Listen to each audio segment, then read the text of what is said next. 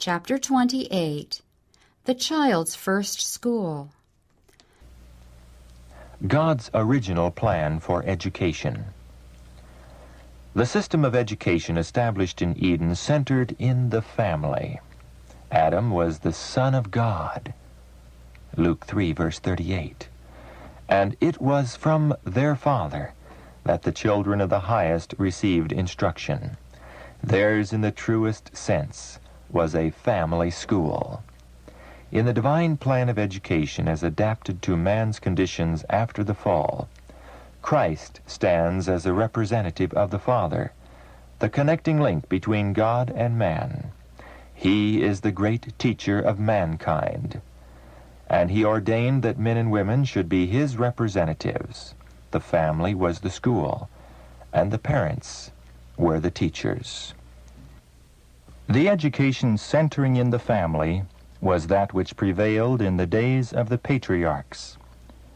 For the schools thus established, God provided the conditions most favorable for the development of character. The people who were under his direction still pursued the plan of life that he had appointed in the beginning. Those who departed from God built for themselves cities, and congregating in them, gloried in the splendor, the luxury, and the vice that make the cities of today the world's pride and its curse. But the men who held fast God's principles of life dwelt among the fields and the hills.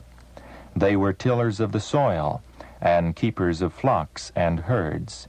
And in this free, independent life, with its opportunities for labor and study and meditation, they learned of God and taught their children of his works and ways. This was the method of education that God desired to establish in Israel. In ordinary life, the family was both a school and a church, the parents being the instructors in secular and in religious lines.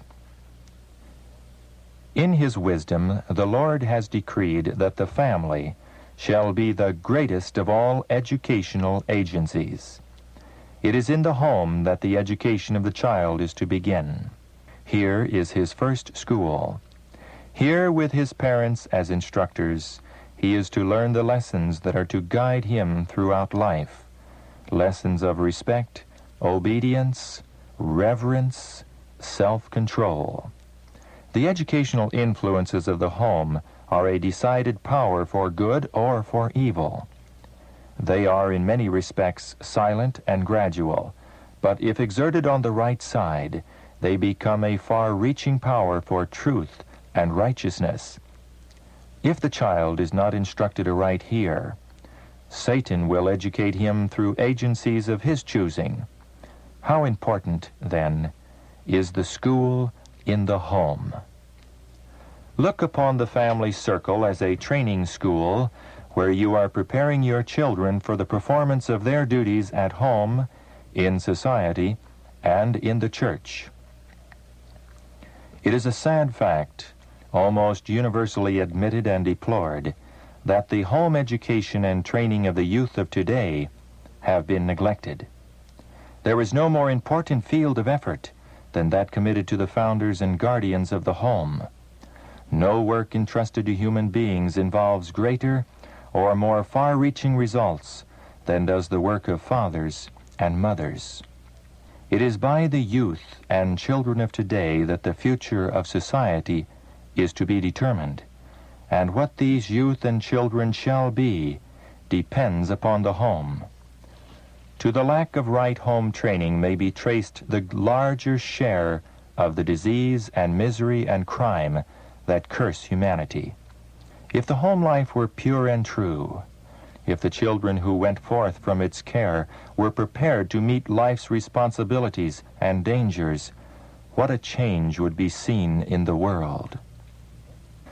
Every child brought into the world is the property of Jesus Christ, and should be educated by precept and example to love and obey God.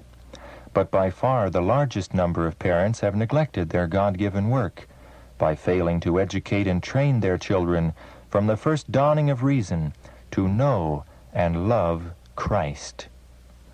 By painstaking effort, parents are to watch the opening, receptive mind and make everything in the home life secondary to the positive duty enjoined upon them by God, to train their children in the nurture and admonition of the Lord. Parents should not permit business cares, worldly customs and maxims, and fashion to have a controlling power over them, so that they neglect their children in babyhood and fail to give their children proper instruction as they increase in years. One great reason why there is so much evil in the world today is that parents occupy their minds with other things than that which is all important: how to adapt themselves to the work of patiently and kindly teaching their children the way of the Lord. If the curtain could be drawn aside, we should see that many, many children who have gone astray have been lost to good influences through this neglect. Parents, can you afford to have it so in your experience? You should have no work so important that it will prevent you from giving to your children all the time that is necessary to make them understand what it means to obey and trust the Lord fully. And what will you reap as a reward for your effort?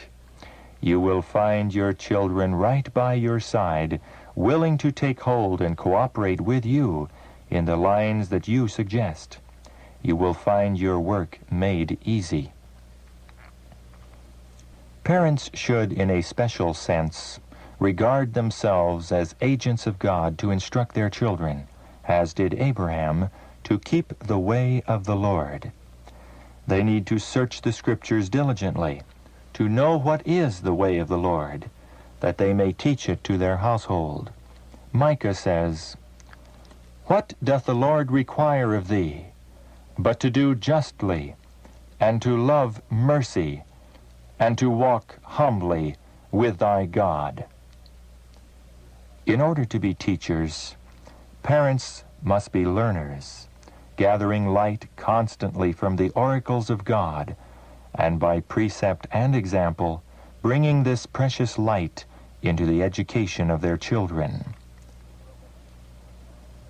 From the light that God has given me, I know that the husband and wife are to be in the home minister, physician, nurse, and teacher, binding their children to themselves and to God, training them to avoid every habit that will in any way militate against God's work in the body, and teaching them to care for every part of the living organism. The mother must ever stand preeminent in this work of training the children. While grave and important duties rest upon the father, the mother, by almost constant association with her children, especially during their tender years, must always be their special instructor and companion. She should take great care to cultivate neatness and order in her children, to direct them in forming correct habits and tastes. She should train them to be industrious, self-reliant, and helpful to others, to live and act and labor as though always in the sight of God. The elder sisters can exert a strong influence upon the younger members of the family.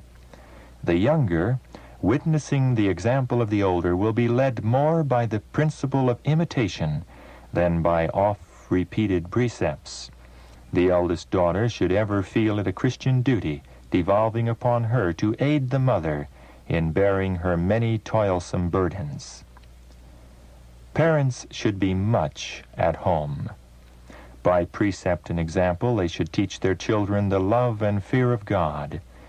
Teach them to be intelligent, social, affectionate, to cultivate habits of industry, economy, and self-denial. By giving their children love, sympathy, and encouragement at home, parents may provide for them a safe and welcome retreat from many of the world's temptations. It is in the home school that our boys and girls are to be prepared to attend the church school.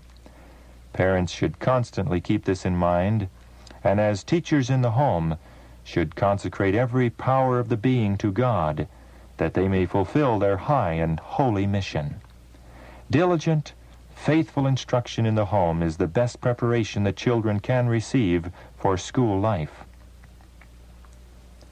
We have Bible rules for the guidance of all, both parents and children, a high and holy standard from which there can be no swerving. God's injunctions must be paramount. Let the father and mother of the family spread out God's word before them, the searcher of hearts, and ask in sincerity, "What hath God said?" Teach your children to love truth, because it is truth, and because they are to be sanctified through the truth, and fitted to stand in the grand review that shall ere long determine whether they are qualified to enter into higher work and become members of the royal family, children of the heavenly King. Satan is marshaling his hosts, and are we individually prepared for the fearful conflict that is just before us? Are we preparing our children for the great crisis? Are we preparing ourselves and our households to understand the position of our adversaries and their modes of warfare?